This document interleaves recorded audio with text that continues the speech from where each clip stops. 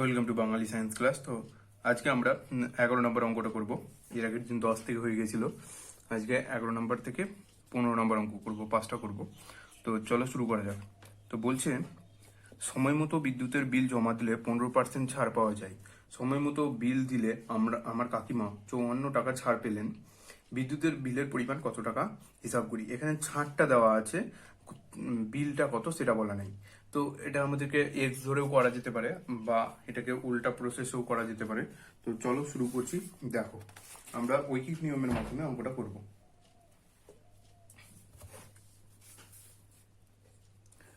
তো প্রথমে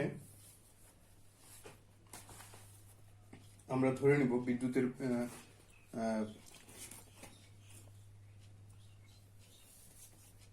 যেহেতু এখানে বলেছে 15% ছাড় পাওয়া যায়, মানে 100 টাকায় 15 টাকা ছাড় পাবে, সেটাই লিখবো যে 15 টাকা ছাড় পাই,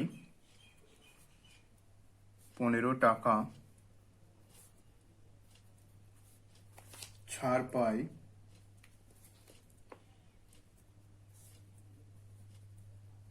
100 টাকায়। যেহেতু 15% ছাড়ের কথা বলেছে, তাই জন্য 15 টাকা ছাড় পাই 100 টাকায়, এটা বুঝতে পেরেছ।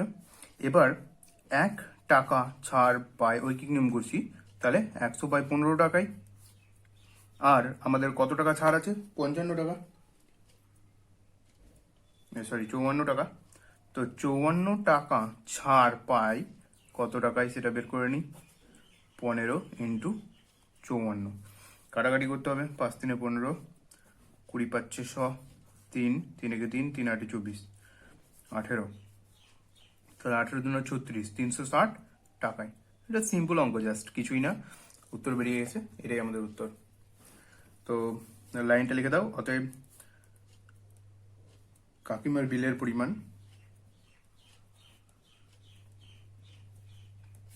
পরিমাণ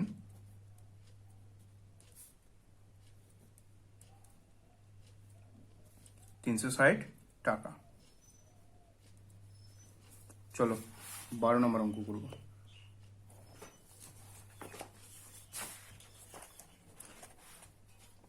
12 নম্বর অঙ্ক, এটা খুব ইম্পর্টেন্ট অঙ্ক, ভালো করে করবে, মন দিয়ে দেখো কি বলছে।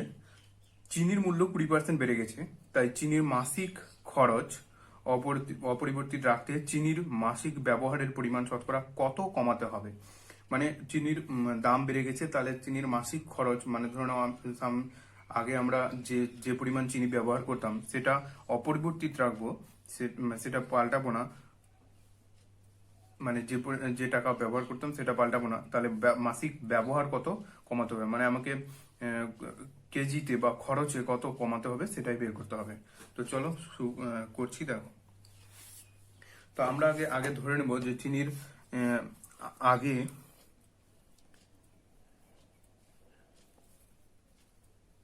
100 টাকায় পাওয়া যেত। আমরা 100-তে ধরছি, কারণ যে শতকরার অঙ্ক আছে তাহলে সুবিধা হবে। 100 টাকায় পাওয়া যেত 100 কেজি চিনি। ঠিক আছে, মানে আমরা দুটোতেই 100 ধরলাম, কারণ যে শতকরার অঙ্ক আছে, শতকরার অঙ্ক 100 ধরেই করলে সুবিধা বেশি হয়। এবার বর্তমানে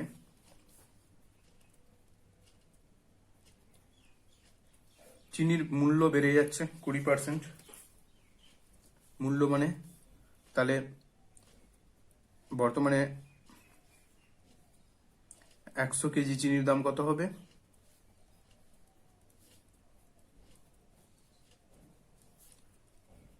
20% বেড়ে যাচ্ছে, মানে 100 টাকায় 20 টাকা বেড়ে যাচ্ছে। তাহলে 100 + 20 সমান 120 টাকা। তাহলে বর্তমানে 100 কেজি চিনির দাম 120 টাকা। তাহলে আমি এবার ঐকিক নিয়ম করে লিখবো। অতএব যে 120 টাকায় পাওয়া যায় 100 কেজি চিনি, 1 টাকায় কত। আর যেহেতু আমাকে কি বলে যে খরচ অপরিবর্তিত রাখতে হবে, খরচ অপরিবর্তিত মানে মানে আমাকে 100 টাকায় কত চিনি পাওয়া যাচ্ছে সেটা বের করতে হবে, কারণ যে আমাকে 100 টাকায় খরচ করতে হবে। আর চিনির ব্যবহার কমাতে হবে, মানে ধরুন আগে 5 কিলো চিনি ব্যবহার করছিলাম, তো এখন কত ব্যবহার হচ্ছে, কমছে না বাড়ছে, সেটাই দেখবো। তো আমাকে ওই 100 টাকারই চিনি কিনতে হবে। 120, এখন যে 120 টাকা হয়ে গেছে, সেই 120 টাকা খরচ করলে হবে না, আমাকে 100 টাকায় ব্যবহার করতে হবে। তো আমাকে 100 টাকায় কত কেজি চিনি পাচ্ছি সেটা আমাকে বের করে নিতে হবে। তো চলো ঐকিক নিয়মের মতো করে করি। 120 টাকায় পাওয়া যায়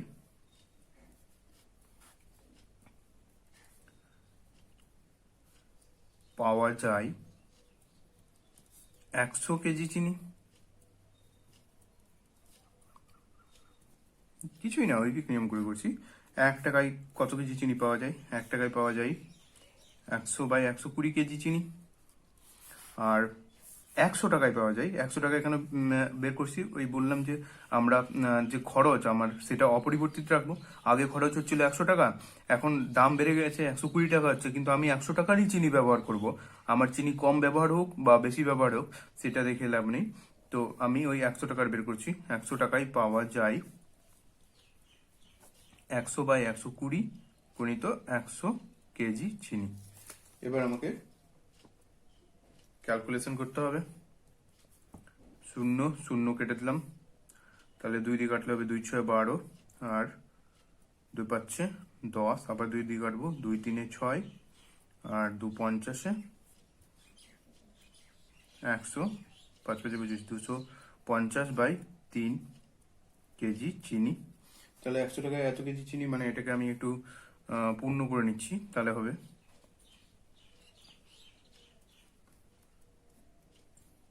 আচ্ছা, পূর্ণ করে লাভ নেই, পরে করব। তা আমাকে 100 টাকায় এত কেজি চিনি ব্যবহার করছি। এবার 100 টাকায় এত কেজি চিনি যে ব্যবহার করছি, তো এটা তো নিশ্চয়ই কম চিনি। আগে আমরা কত চিনি ব্যবহার করতাম? 100 কেজি। আর এখন এটা ব্যবহার করছি, তাহলে কত কম ব্যবহার করছি সেটাই বের করতে হবে। তো এখানে বলেছে কত কম ব্যবহার, কম চিনির খরচ, ব্যবহার পরিমাণ শতকরা কত কম, তো সেটা বের করতে হবে। তো অতএব লিখবো, অতএব প্রতি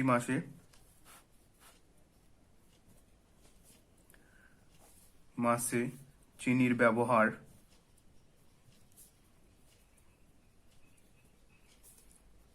কমাতে হবে। আগে 100 কেজি ব্যবহার করতাম, এখন 250/3 কেজি। এটা বিয়োগ করব, তাহলে যত আসবে সেটাই ব্যবহার করতে হবে। তাহলে লসাগু করে ফেলি। যেহেতু 3 আছে, তো 3 লসাগু হবে। তারপরে হবে 3 দিয়ে 100কে গুণ করলে 300 বিয়োগ 250। সাবস্ক্রাইব করুন বেঙ্গলি সায়েন্স ক্লাস চ্যানেলটিকে এবং বেল আইকনটিকে প্রেস করুন সায়েন্স এবং ম্যাথমেটিক্সের বিভিন্ন ইন্টারেস্টিং ভিডিও সবার আগে দেখার জন্য। 100 কেজিতে 16.2/3 কেজি কমাতে হবে। মানে 100 কেজিতে কমানো মানেই সেটাই হচ্ছে আমাদের পার্সেন্টেজ।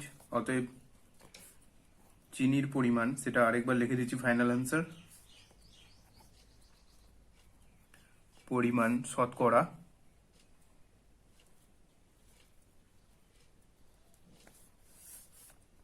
16.2/3% কমাতে হবে।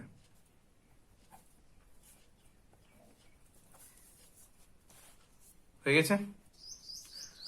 তাহলে বুঝতে পারলে এটা অঙ্ক এরকমই হবে। যদি অঙ্কগুলো বুঝতে না পারো তো ব্যাক করে রিবাইন্ড করে দেখো, দেখে অঙ্কগুলো যেরকম আছে সেরকম ভাবে টুকে যাও খাতায়, ফ্রেশ খাতায়, এবং ভিডিওটা বারবার দেখবে, তাহলে বুঝতে পারবে যে কিভাবে অঙ্কগুলো করছি। কিছুই নেই, সোজা অঙ্ক আছে। এবার 13 নম্বর অঙ্ক করব। এটাও খুব ইম্পর্টেন্ট অঙ্ক আছে, বরফের অঙ্ক। তো দেখো কি বলছে। জল জমে বরফ হলে আয়তন 10% বৃদ্ধি পায়। ওই বরফ গলে জল হলে আয়তন শতকরা কত হ্রাস পাবে হিসাব করি। জল জমে কিসে পরিণত হচ্ছে? বরফে। আয়তন কত বৃদ্ধি পাচ্ছে? 10% বৃদ্ধি পাচ্ছে। ভালো কথা। তো আমরা প্রথমে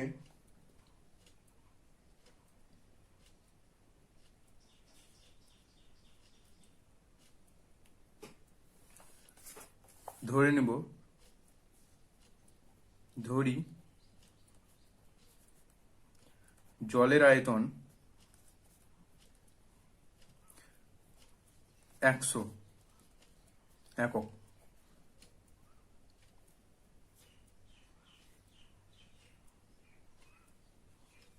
100 ঘন একক হবে, ঘন একক। তো যেহেতু শতকরার অঙ্ক, তাই জন্য 100 ধরবো আমি বলেছি। এক্স ধরেও করা যায়, তো এক্স ধরে করলে সমস্যা হবে, সমস্যার কিছু নেই, একটু জটিল হবে, এইভাবে করলেই সুবিধা। এবার অতএব বরফের আয়তন, বরফের আয়তন কি হবে? 10 কত পার্সেন্ট বৃদ্ধি পাচ্ছে বরফের আয়তন? বরফের আয়তন বৃদ্ধি পাচ্ছে 10%। তাহলে 10% বৃদ্ধি পেলে কি হবে? 10% মানে কি? 100তে 10 মানে 100 প্লাস 10, সিম্পল ভাষায়। তাহলে 110 ঘন একক। ঠিক আছে, যেহেতু আয়তন তাই জন্য ঘন একক, এককটা হচ্ছে ঘন একক। ঠিক আছে, এবার সমস্যাটা হচ্ছে যে জল গলে বরফে হলো, তাহলে 100 থেকে 100 ঘন 10 ঘন একক চলে আসলো। এবার 110 থেকে আমাকে বরফটাকে গলে আবার জলে পরিণত হবে, তাহলে কত হ্রাস পাবে সেটাই আমাদেরকে বের করতে হবে। মানে বরফ থেকে যখন জলে যাবে তখন আয়তন কত। তো এখানে দেখো লিখতে হবে বরফের আয়তন 110 ঘন একক হলে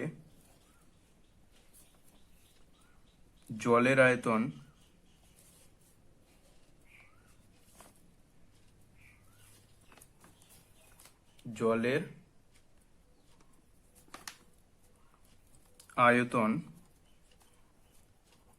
কত?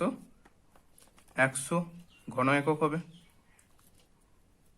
ঠিক আছে, এবার বরফের আয়তন 1 ঘন একক হলে জলের আয়তন 100/110 ঘন একক।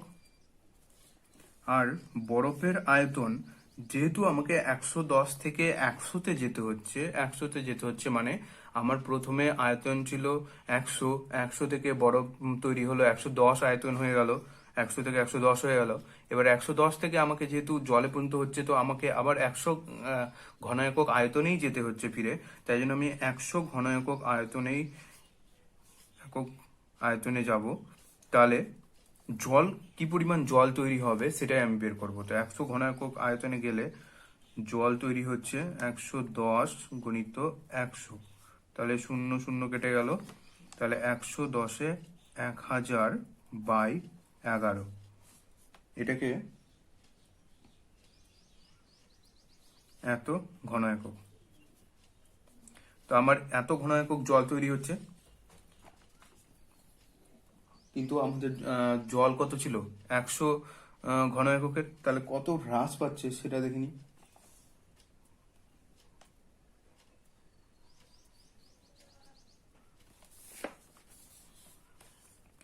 অতএব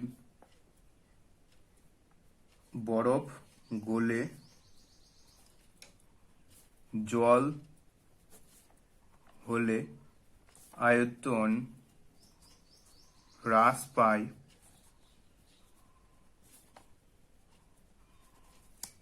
কত? সমান 100 থেকে কত বিয়োগ ওই ওটা 1000/11 ঘন একক। ঠিক আছে, কিছুই না, 100 বিয়োগ 1000/11 ঘন একক করলাম। এবার চলো পরের পেজে যাওয়া যাক। এবার বিয়োগটা দাও। 11 লসাগু হবে, 11 100 1100 বিয়োগ 1000 ঘন একক। এবার 1100 থেকে 1000 বিয়োগ করলে 100/11 ঘন একক। এবার এটাকে পূর্ণ করলে হবে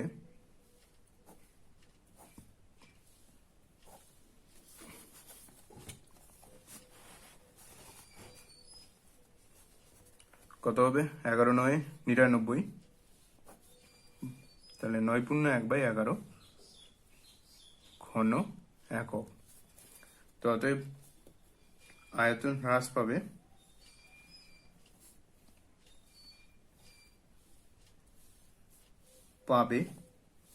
কত? 9×1/11%। বুঝতে পারলে? চলো পরের অঙ্কটা করা যাক। এরপর 14 নম্বর অঙ্কটা দেখো কি বলছে, যে উৎপলবাবু অধিক ফলনশীল ধান বীজ ব্যবহার করায় ফলন 55% বৃদ্ধি পেয়েছে। ফলন মানে যে ধান উৎপন্ন হচ্ছে সেটা 55% বৃদ্ধি পেয়েছে, কিন্তু তার জন্য চাষের খরচ 40% বেড়ে গেছে। খরচ ফলন বৃদ্ধি পেয়েছে 55% আর খরচ বৃদ্ধি পেয়েছে 40%। উৎপলবাবু তার জমিতে 1200 টাকায় খরচ করে 3000 টাকা লাভ পান। 1200 টাকা খরচ করে কত লাভ পাচ্ছে? 3000 টাকা। তাহলে এখন জমিতে অধিক ফলনশীল ধান বীজ ব্যবহার করায় তার আয়ের পরিমাণ বাড়বে না কমবে, সেটা হিসাব করি।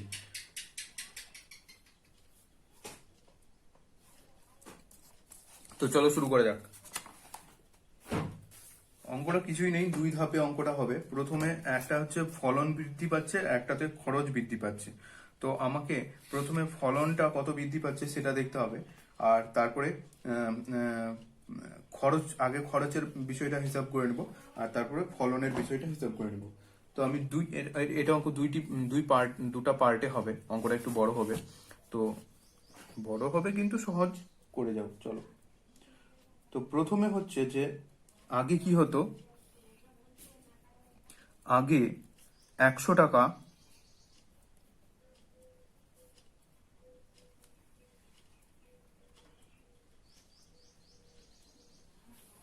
100 টাকা খরচ,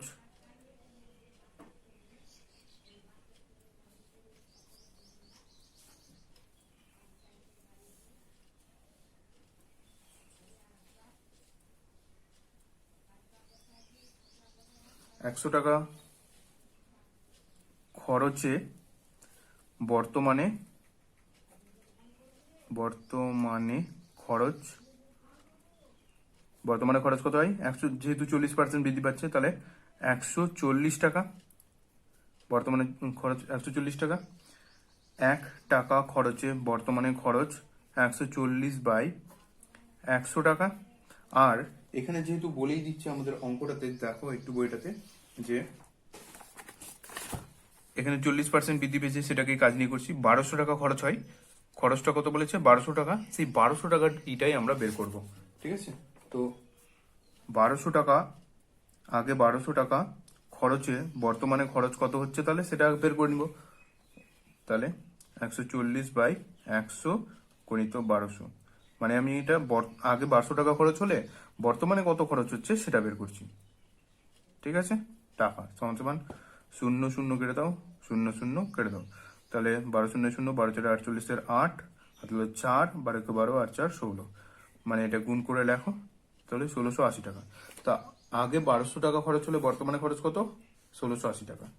এবার চলো দ্বিতীয় স্টেপটা হচ্ছে যে আগে আগে কি হচ্ছিল, যে 100 টাকা ফলন,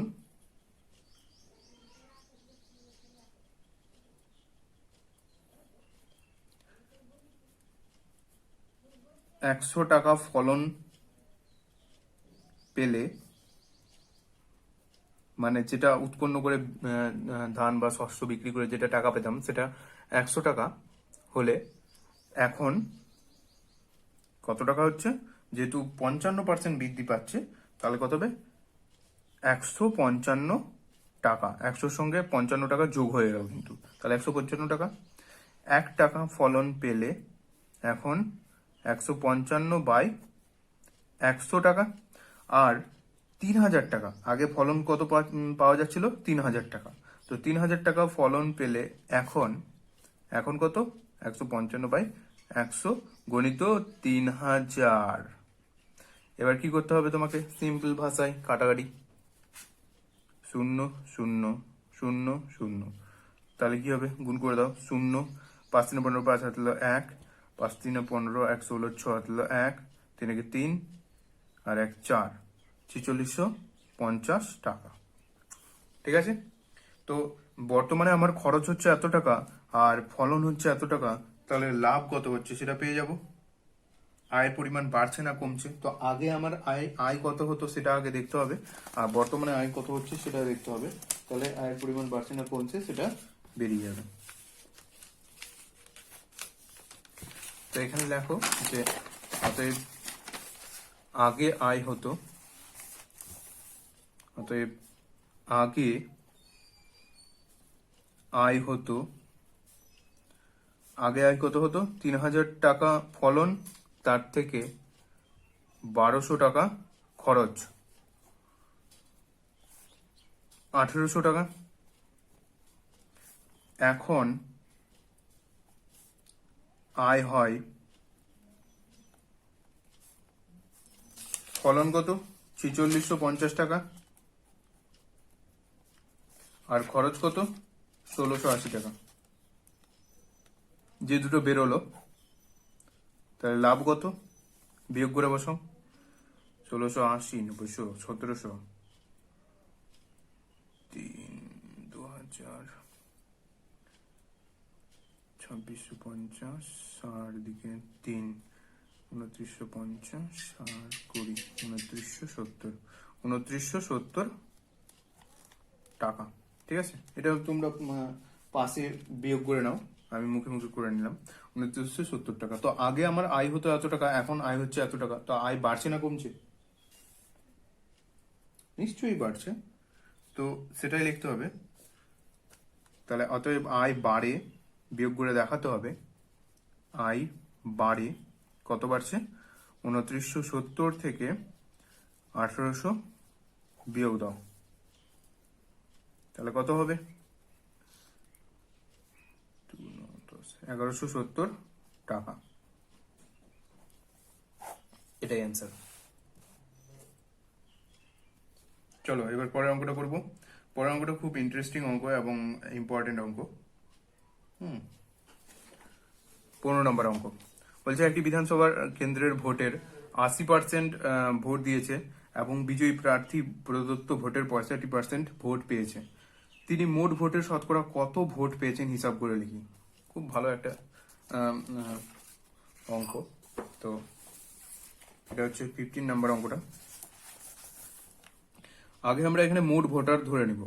ধরি মোট ভোটার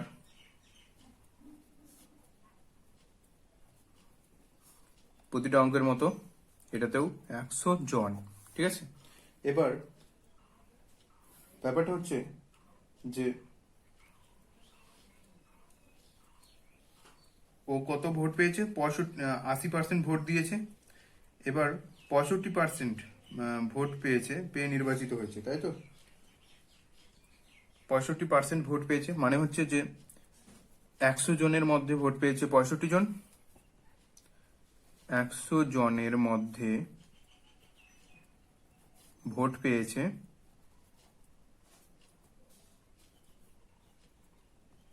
100 জনের মধ্যে ভোট পেয়েছে 65 জনের। 1 জনের মধ্যে ভোট পেয়েছে 65/100 জনের। আর 80% যেহেতু বলেছে যে 80% ভোটার ভোটার ভোট দিয়েছে, তাহলে 80 জনের মধ্যে বের করবো আমরা। 80 জনের মধ্যে ভোট পেয়েছে কত, সেটাই বের করবো, তাহলেই হয়ে যাবে আমাদের অ্যান্সার। 100 গুণিত 80, তাহলে 0 0 কেটে দাও, আর 2 দিয়ে কেটে দাও। 2 4 8, 2 5 6 10, 5 দিয়ে কাটো, 13 5 65, 13 6 13 4 52 জন। তার মানে ওকে 80 জনের মধ্যে কতজন ভোট দিয়েছে? 52 জন। তাহলে এটাই আমাদের পার্সেন্টেজ হয়ে গেল 52%। তাহলে অতএব নির্ণেয় প্রাপ্ত ভোট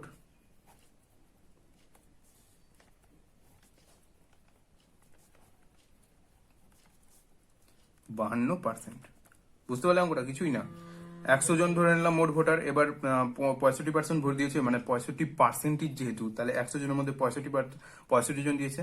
আর যেহেতু 80% বলেছে, যে 80% ভোটার মোট ভোটার ভোট দিয়েছে, বাকি 20% ভোট দেয়নি। তো এই 80%-এর 65% কত, সেটাই বের করলাম। 80 জনের মধ্যে কতজন, তাহলে সেটা বের করলাম। 52 জন দিয়েছে 80 জনের মধ্যে, তাহলে নির্ণেয় ভোট প্রাপ্ত ভোটের সংখ্যা 52%। ঠিক আছে, তো আজকের মতো এখানেই। পরবর্তী আরেকটা পার্ট হবে, তাহলে পুরো চ্যাপ্টারটা কমপ্লিট হয়ে যাবে। তো ভিডিওটি লাইক, কমেন্ট, শেয়ার করো এবং আমাদের চ্যানেলের সঙ্গে যুক্ত থাকো। Thank you for watching.